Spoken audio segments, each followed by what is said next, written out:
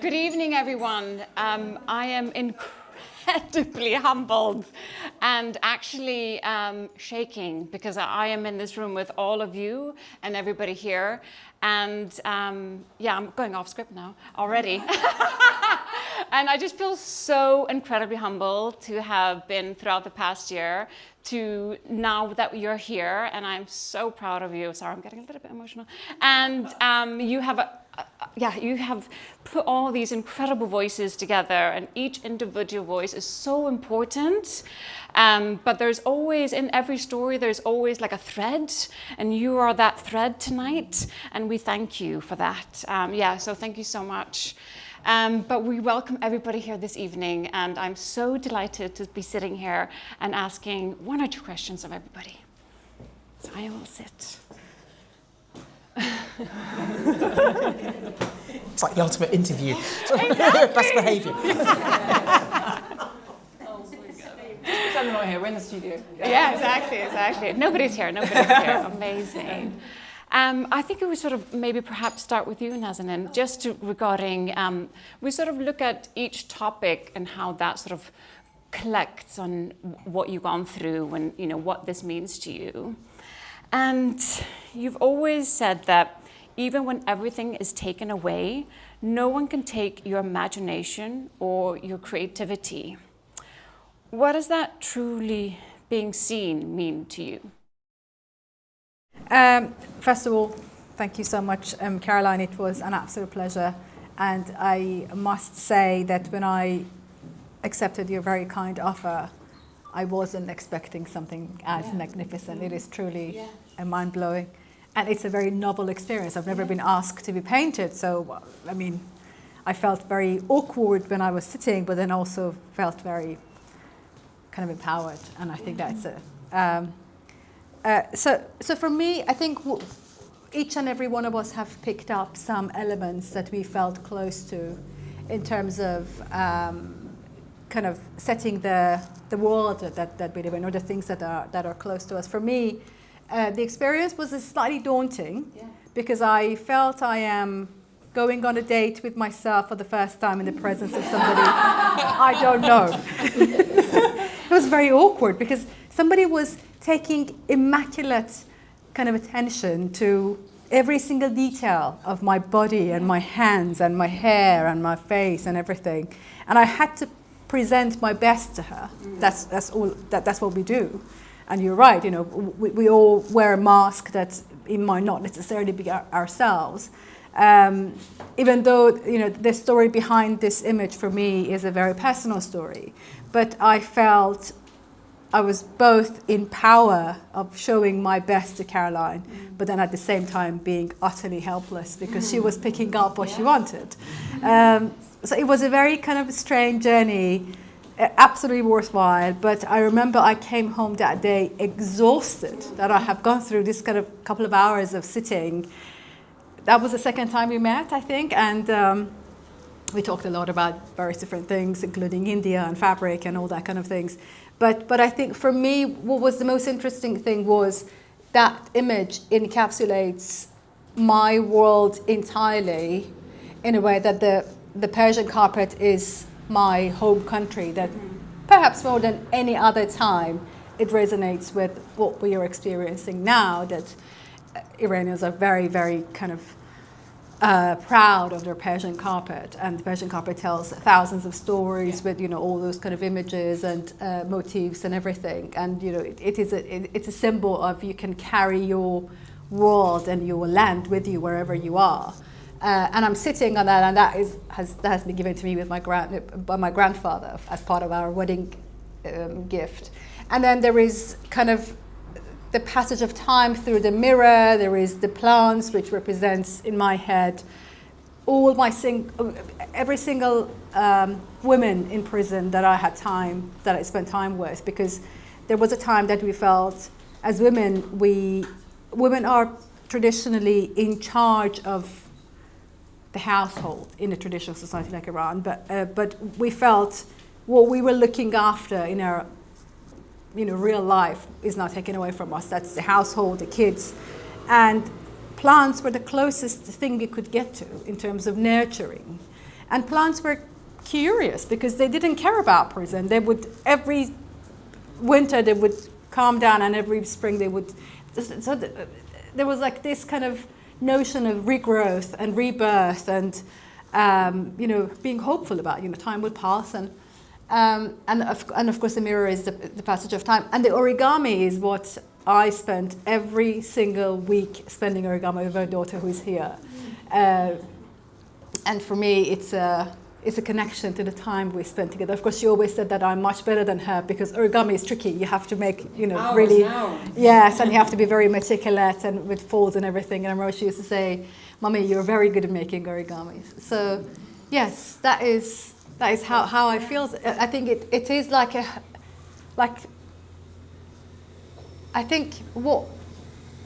something else about the eyes. I remember when I saw the painting, I said to Caroline, there is something about the eyes. And I think there is something about the eyes in a way that eyes witness something.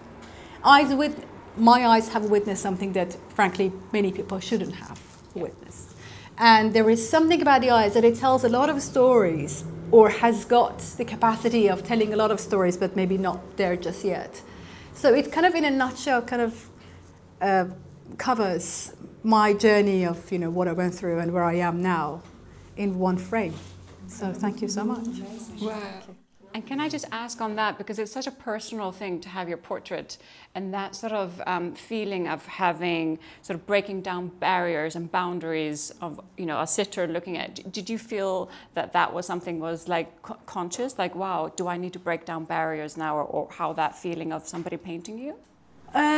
I did, because for a very long time I was away, and I was in my own space. So I'm getting a lot better, but I still struggle being next to people whom I don't know, and showing face. I'm a bit shy in the crowd, and I enjoy more to be in the crowd, let's put it that way. Yeah. And I used to hide, and I used to just hibernate and be in my own space. I didn't want to confront the reality of, and I think that's because I was away for a long time, and you forget how to communicate with people. Yeah. And it was hard because absolutely. Yeah, I remember it was very meditative, but it was very itchy. I mean, you had to be standing still all the time. But then I think I also realized some things about myself that I hadn't known by then. Yeah. That I actually had that in me. Yeah. It was powerful. Yeah. It was very powerful. And I think just sort of it's such a beautiful thing as well, because that sort of relation between a sitter and the artist, to be able to capture that moment, and then you sit and you're like, wow, that was quite pure, because that is a pure moment in time. Exactly. And that is something that you were able to do, and then you to look at the portrait and you go, wow, that's me, and quite, sometimes you feel, does that look like me? Or that's true. But then you have that, you're like, wow, we got there, because it was like that, moment in time together. So yeah, beautiful, thank you. And I think we move on to Sharon now.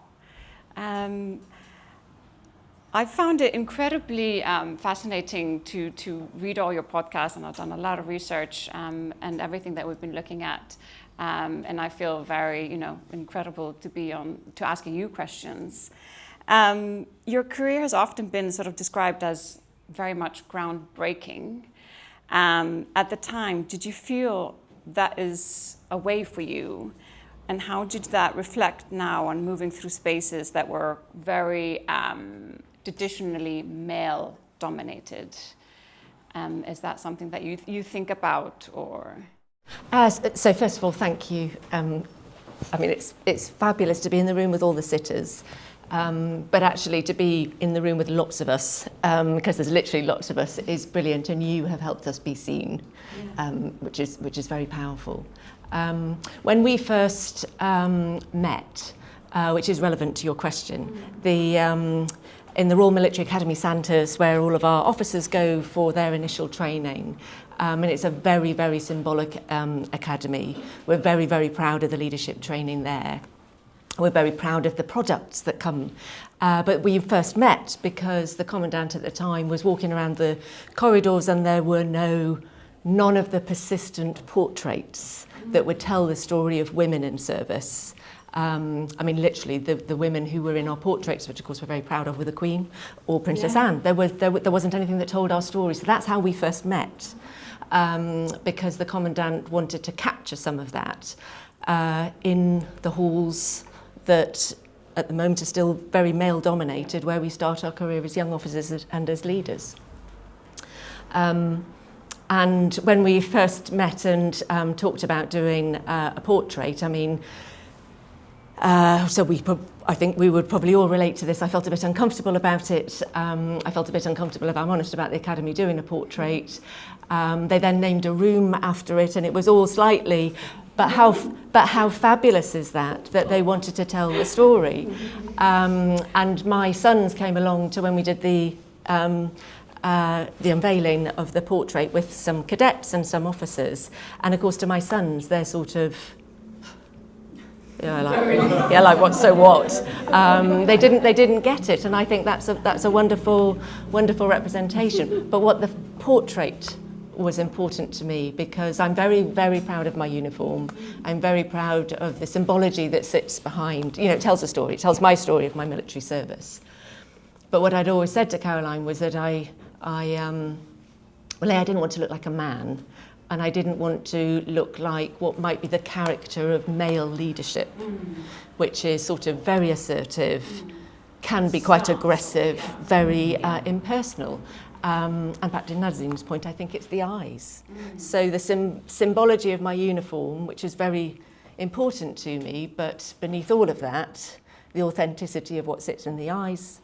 And to me, that's the real power of all of the portraits actually here, is that sort of you can see inside us. You can definitely see inside us. Anyway, to come back to your question, so there was none of that when I first joined. There was nobody that looked like me. If I'm honest, there was very few people that behaved like me. I did generally and genuinely feel like I had a different perspective on quite a lot of the way we would lead. And it took me a long time to feel personally and professionally mature enough to feel comfortable in my own skin about that. When I then did get to the stage of feeling comfortable in my own skin, it was not about what I couldn't do. It was about the things that I could do. And I was very fortunate that I had some really good people around me, who were men, because everybody around me were men, that helped me see that. It wasn't about the barriers, it was about the opportunities. And sort of linked to that, it was then, none of that was about my gender, or about, we had some very hard barriers when I first joined the forces about things that I literally couldn't do because of my gender. So to then, forward wind to being the Vice Chief of Defence, there's nobody that's going to say there's a job that you can't do. I mean, that's incredibly powerful to young women that might want to join the service. So it was about seeing the opportunities, not the barriers. Amazing. I mean, that's incredible. And if I can just ask, were you surprised because that's quite a personal thing regarding the eyes. Was that something that you thought, is that something that you need to do? Or was that sort of like, that is actually power in itself, just regarding that connection and that sort of stance regarding the eyes? When people meet me, they would see my uniform, they would see my rank, they would see my regiment. Of course, there would be people that would then see my gender, but the thing that was only me was my personality, my character. Exactly, yeah. So and that's the face, sits within the eyes. And that's the scene in the eyes. Yeah, amazing. Yeah. Thank you so much. I think it's very authentic. Yes, exactly. Yeah, and to you as well.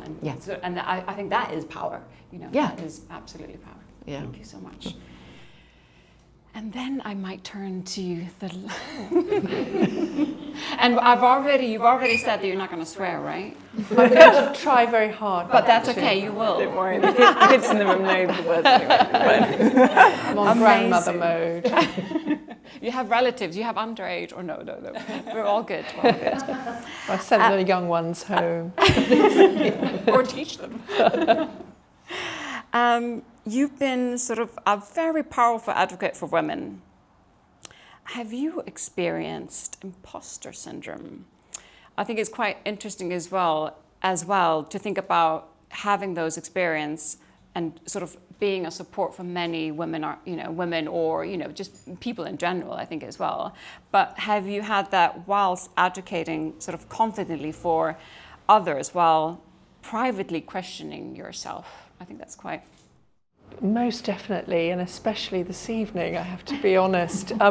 And thank you for such a wonderful painting, but also on the first occasion where I felt I've been in a room where I haven't had to introduce myself, I can just go, I'm there. And that's been really precious, thank you. So yes, I mean, always imposter syndrome. I'm a convent girl from Bournemouth, and actually rising up through, hierarchies in big corporations where the higher you went, the more rare your gender was. So you were always sort of competing with the guys. So, yes, I would always doubt myself. But luckily, I'm 6'1", and so I got a bit of a gift on that one. But things did emerge, which was interesting because, being very tall, I suppose, kind of having an opinion and being articulate and quite, having to be a little forceful. I learned that I terrified people very, very quickly. So I spent quite a lot of my, career trying to be a bit less scary, and that's what is reflected in the picture. And it mustn't be big, it must be, this, that, and the other. So yes, I think always imposter syndrome, and still, very much still. And I sort of, when I reflect on it, I rather think that wouldn't one be horrid if you didn't have it at all? Yeah. If you thought, I deserve to be here, it's just not really right that there isn't some doubt and some self-doubt. And I think over time, as I became more confident, arguably, with more in my tank to respect myself for, I guess, I began to loosen up a bit, be more fun. And what I particularly like about my portrait is the sort of sense of mischief, which I've allowed to come out more as I've got more confident. But there is a little bit of a, in the eyes, talking about that, there's a little bit of a don't mess with me look there, which is the sweary bit. There's another expression we could have used there. So definitely, yes, always imposter syndrome. I don't know very many women who don't have that. And I think if you can channel it and go, we've all got it, use it to not be disagreeable and overconfident, but also it does drive me to work harder and to do better as well, because I have to be good enough. So I guess does that answer your question? Absolutely. And is there any, give me advice or anybody else, would there be sort of is there anything that you do or sort of had taught yourself throughout the years that has helped you, like before we walk into that boardroom or before we walk into that pitch? Is there anything that you say to yourself, or is that, or do you do some sort of ritual, or or do you just swear, or Well, I suppose two things. I suppose I prepare very well for things. And actually that does give you confidence. It's a very practical thing. It's not like I do some sort of power dance or something. It's very much about being well prepared for what you're facing, and that gives you that sort of underlying sense of confidence. So that would be the main thing. And then I think disarming people with humour probably helps, because then I'm not so terrifying. That would be, finding your thing that's just authentic to you, that you can connect on a human level with people. And I do use humour very strategically in boardrooms, and it's amazing to see what happens when I've just made people laugh and everybody starts to contribute. And I think it's actually, sometimes just having that ability to make people around you relax and contribute is something I've learned to do. And it's usually, I don't know if you've ever it's usually that one person that comes into the boardroom that does that. And as soon as that happens, everybody's guard comes down a little bit. A little bit, yeah. And I actually always cherish that person, because I'm going to sit next to you. because that sort of then makes everything, because yes, we're talking about serious things and there is policies, etc. But ultimately coming together, you have to have a grounding of some sort of focal point. Yes, well, I've always loved sitting next to the women because it gives the illusion of critical mass in a male boardroom. Very tall. Yes, exactly. Well, I'll be one and a bit there on that one. Yeah. Exactly. Thank you so much. So then we'll go to Maggie. Thank you so much. So Caroline spoke earlier about sort of, we were talking about learning from fear, etc. You've often said curiosity is stronger than fear. Have you had to consciously override fear in order to step forward? Yes. Okay. well, firstly, again, thank you. Because I don't know how you do it. But when you invited me to participate in this amazing group of women, I sort of went online and I was looking at your images that you create. And it is, I think, the people say the eyes are the window to the soul. And you see us. You see past the facade and everything else, past the mask and what we do, the way we present to the world, and you see inside us. So thank you for doing that, because it truly enables us to be seen. And in terms of fear, I think fear is part of our everyday lives. It's quite interesting for me because I'm going through a process because I've just written my memoir. It came out last Thursday, and it's just very fresh and very raw, and I feel quite exposed in some ways. But it's sort of looking back at my life, and one of the things I say is that there were many moments in my life where I think, what the heck? How can I be there? I was the little girl at the back of the class, which no one expected anything of, and now I'm sitting here with fantastic women admiring beautiful portraits. It feels like a dream. Yeah. But to get there, I think you need to overcome the fear. And so going through my life, I can see that there is sometimes a vision or the crazy dream. And I think this is a representation of a crazy dream. You thought, I want to do this. I want to get these women together. I want to capture those moments. And you've done it. It's being brave enough to step forward and say, okay, it's a crazy dream. It might not happen, but let's try it anyway. Let's see where it takes us. And I think it's that curiosity, that drive, that resilience that keeps you going. And it's quite interesting because I'm dyslexic, which made writing my memoir very interesting.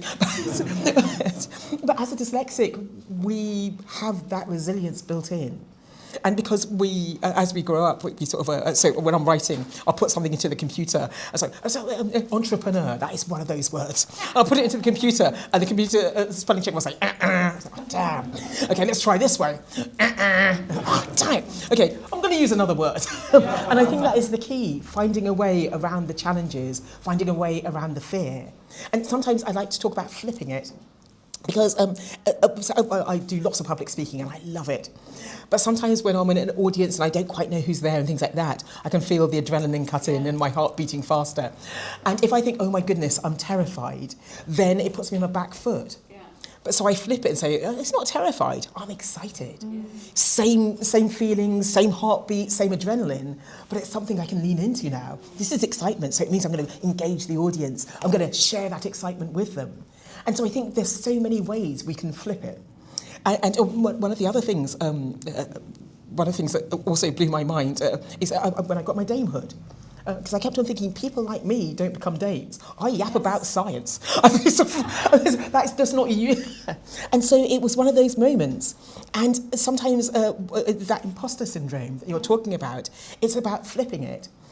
Sometimes, if I'm the only, I work in a very, very male-dominated environment. Sort of space science is what it is, and so sometimes I feel, I'm the only woman here. I'm the only black person here. Don't sort of project. Yeah. Don't be a space. Don't be. Yes. Make it small because I'm already under the spotlight anyway. So make yourself smaller because they're all looking. But now I'm flipping it, and I'm coming up with the idea that in those spaces they are very monotonic. They're the same people with the same upbringing and things like that. So they need us there. We bring a different aspect, a different viewpoint, and they need that viewpoint to go forward and make progress. So I don't think we should be on the back foot. And we do need a bit of, oh my goodness, what am I doing? But at the same time, we should realise that they need us. And so, if we flip it that way, then it feels less scary, and I think we push ourselves forward and do more. Yeah, look for those opportunities. Incredible. I literally, I have two daughters. There's lots of children here.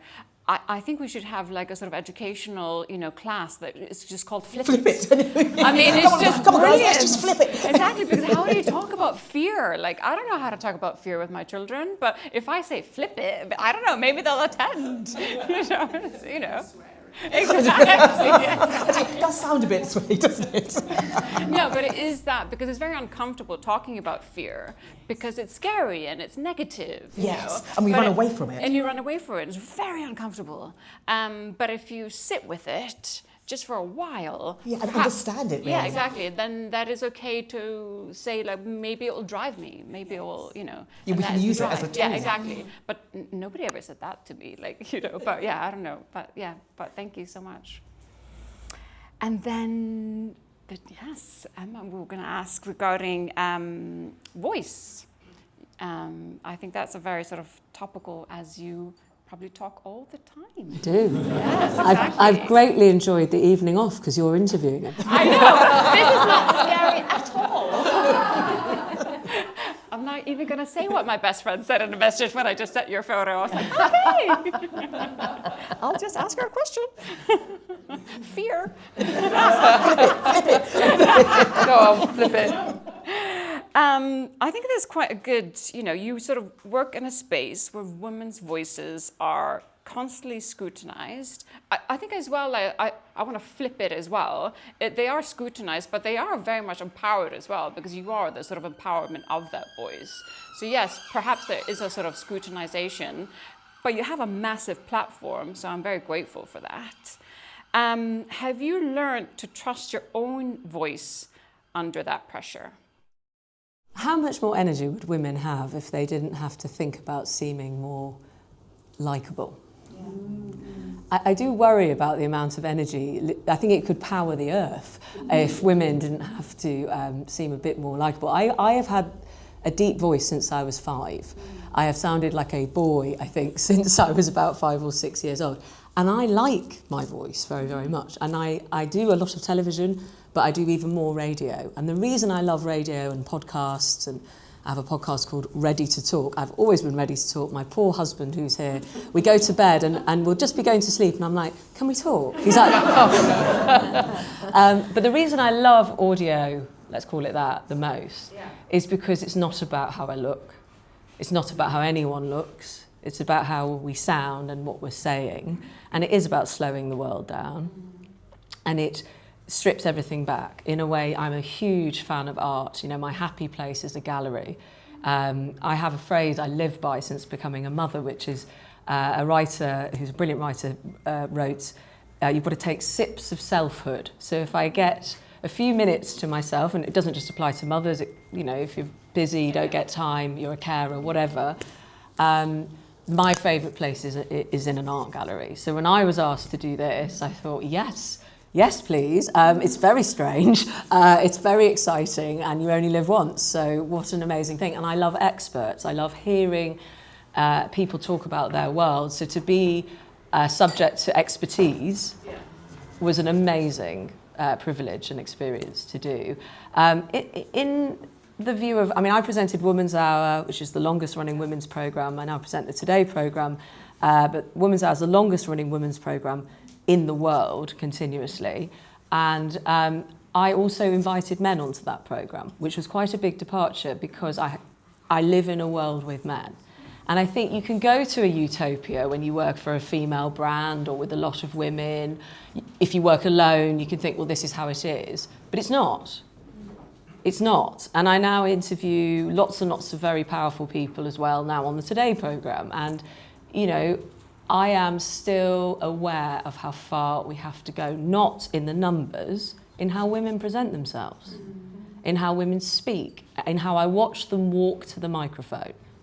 I accept it's very nerve-wracking that you open your mouth and there are between 6 and 9 million people listening, and 2 of them are definitely the King and the Prime Minister. I know that. However, it's your mic. Speak.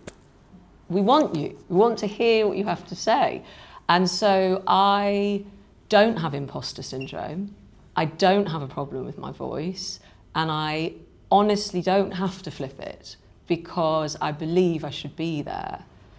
However, I am going through the perimenopause at the moment. And I can't swear because you can't swear and my 7-year-old's here. Sorry, 8-year-old. However, that is the biggest Persian rug pull I have ever experienced in my life. And I didn't know it was coming, and I thought I knew about being a woman. And I didn't even know what anxiety felt like till I started to have no estrogen, progesterone or testosterone left in my system post the birth of our second child. I'd gone through 7 rounds of IVF to have our children. I have endometriosis. I thought I knew a thing or two about hormones. Well, when they leave the building, my goodness, do you worship at the altar of hormone replacement therapy? Should you be lucky enough to experience or be able to have that because of cancer and access and all of that? So I don't want to say I've never experienced doubt, that I've never experienced problems, but I don't know. I went to a comprehensive locally and then a girls' school, an all-girls school, private school, 2 very different experiences. I grew up in Manchester and I went to the school where Emmeline Pankhurst chose to send her daughters.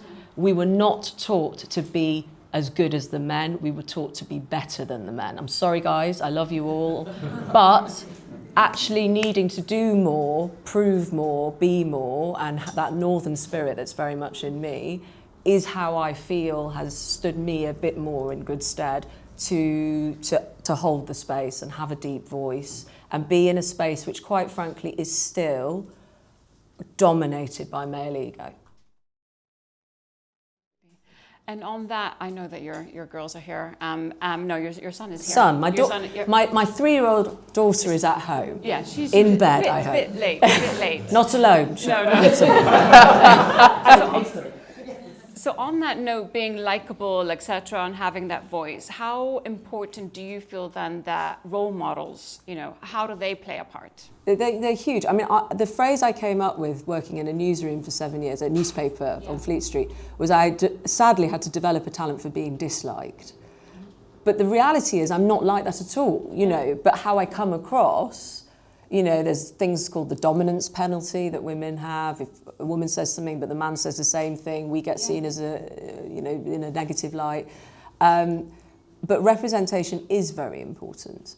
Of course it is. And I've done as much as I can, and I will keep doing as much as I can to flip what is seen as news. What is important, what sets the agenda, how you see the world and the way you choose to tell stories, which is a great part of my love of art, is not right yet. The top story on a news website, or that now algorithms think is the most important, is often not the most read. I used to pride myself when I created the women's section at the Telegraph before I joined the BBC on I would know what could be the most read of the Telegraph website. And it usually had heart, soul, women, life and truth all baked in, and possibly some politics, And if I may say, I interviewed Nazanin in a major sort of TV radio interview. She very kindly trusted me after, one of the worst experiences anyone can survive. And it is the perfect example of the most important way of sharing the reality of Iran, global relations, how somebody can be used as a political pawn, if you don't mind me talking as my experience of talking to you. Because it was also about a woman and her life and not being with her child and her husband and being in her home. And at the same time, I could help teach British people about a debt that we had to Iran, a policy of how to use people and, sort of misuse power and military might and diplomacy, essentially. And that, if you put humans at the heart of the news, and that shouldn't be a woman's way of doing it, but we have one female editor of a newspaper right now in Britain. I think that's right. We might not anymore if I'm actually wrong. Okay, I don't know, but it's not good in the sense of the ratio. And so a woman's lens doesn't have to be different, but often it is. And I think the way looking at the eyes, looking at a lens, looking at a portrait artist, you know, that extends. And one of my great things is how we look and what we order and what is seen as women's issues is not to be point number 8 on a bullet point or on a news sheet. Incredible. Thank you so much. And then to Zoe. I think it's been your sort of passion about, you know, we go sort of to the other end of the spectrum about young girls into sport. You know, now that we've had so much sport going around, we have the Olympics, we have football, we have rugby, that is incredible. I have my colleague in the audience who is a massive, you know, she's like, "You're coming to a game?" I was like, "Yes, I am." You know, it's so energizing. Even my girls are asking. So this is a massive shift. So, you know, I don't even want to say congratulations because that's just ridiculous. Because it's just like, yes, great. That's what I want to say. What does empowering the next generation look like in practice? Is there any sort of practicality regarding that? Because you are on such a high, but we are already there and should be. I think that empowerment for the next generation is like a massive ongoing thing. I think when I was a young girl, there wasn't the female role models that we have today in the sporting world. And I think now that we have the Lionesses, the Red Roses, and it's so much more exposed to those young girls, I think like that's a massive part of it. Like if you want to be it, you have to see it. And I think to get that exposure more is like an incredible part of it. And I think one of our main values going into our World Cup was for the girls. And I think that it wasn't just about the girls in our team, but how much of kind of a momentum shift would we have for that next generation of young girls. The Lionesses had just played before us in their Euros. They'd had like a massive impact on young girls going to see them and getting involved in sport. And I think sport is such an empowering thing for females. Like for me to be able to run into someone as hard as I possibly can is like is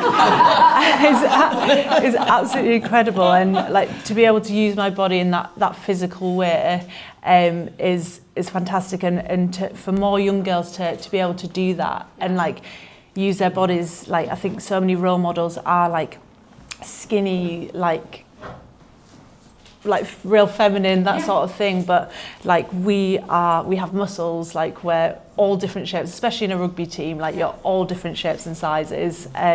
Your hair is scragged also, but I think the biggest thing is that when I come off the pitch and looking at the portrait like there as well, I think it's super important that I have my feminine side that I absolutely love. Like I love getting dressed up, I love putting like my makeup on and stuff like that. And I think looking at the portrait now, like when I'm on the rugby pitch, I look very aggressive. I'm like running into people, but actually I am quite a calm person, and I think it kind of really kind of reflects that when I do look at it. And also just the moment in time that the portrait was painted, and I think you've captured it absolutely like spectacularly.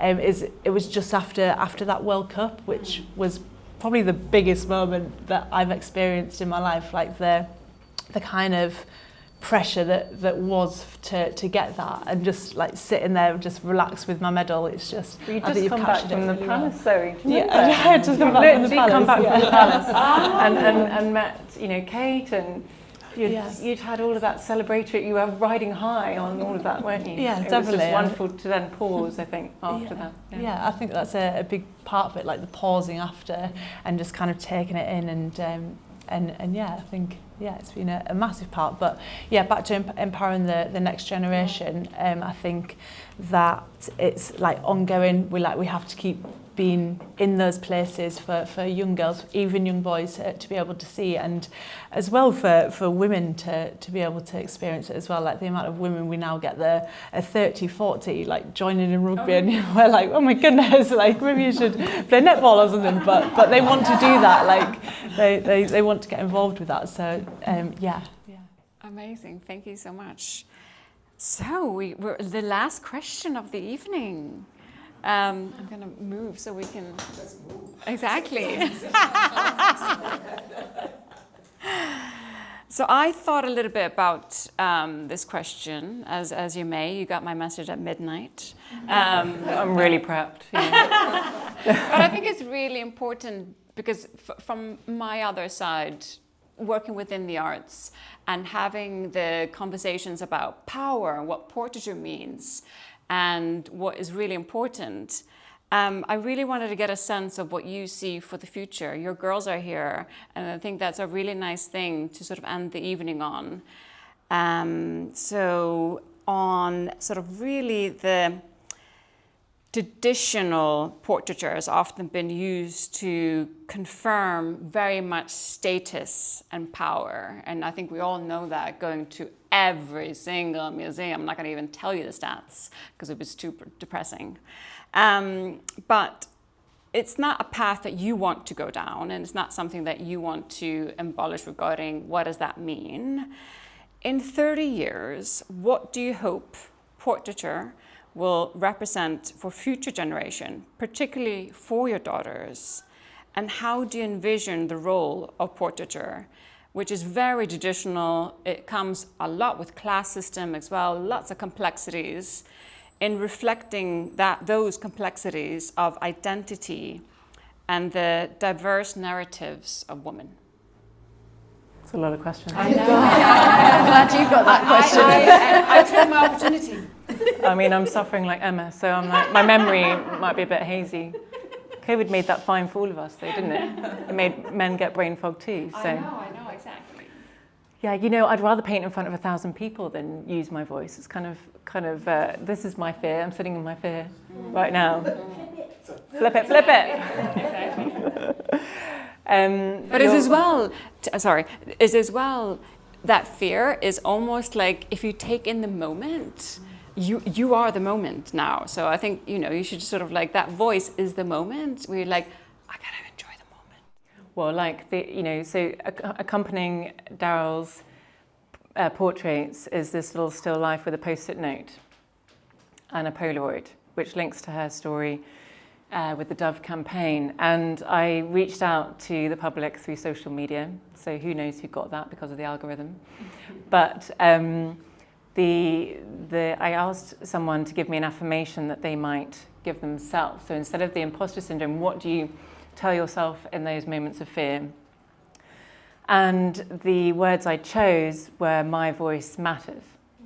And for me, that summed up all of these portraits and my feelings towards trying to show my voice through this work. But you're right. So historically, paintings on the walls are filled with men. Yeah. I mean, Sharon's story is just, it is almost humorous, really, that whole conversation. I was honoured that someone might hang, a portrait of you in a room and name it after you because of that commission. But then I thought, how ridiculous is that? Why can't you just hang with the rest of, why can't we properly integrate you into that room? Maybe this is just the start. But yes, what stands on the walls are the paintings of people that already have a certain amount of that status and do show that sense of power. But what I am interested in is, in the next 30 years, or for my daughters to walk into a gallery or public space, as we have done recently, and my 5-year-old said to me, "Mummy, who's that man?" And it was whopping great. I mean, it's taller than these galleries. And I was like, goodness, I think it's Nelson. But she reacted to the scale of that. She was impressed by it. But it was of someone that wasn't, living today, that I couldn't tell a story to a 5-year-old that was relevant in my head right then. Whereas what I want to do is bring, allow my children to visit a gallery where it represents real people living today that are representing our culture now. And, women aren't represented as muses or decorated figures. Yeah, we're not, the person that is within them is truly shown. So, you know, through their thinking, their leadership, their campaigning, their comedy. Wish you were here, Sally. You know, their activism. Lady Phil, she can't be here tonight either, she's working. You know, I want them to really feel that and learn from those stories. And,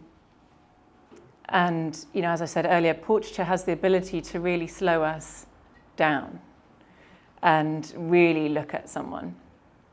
And I think when we widen who gets painted, we widen who gets remembered. Amazing. Thank you so much. Thank you. And congratulations, and thank you everybody for being here, and all the sitters, and the time, dedication and passion it's been incredible. And again, Caroline, congratulations, and from everybody, thank you for your voice for women and taking up so much space, which we can all accompany you in. Enjoy the evening, and thank you so much.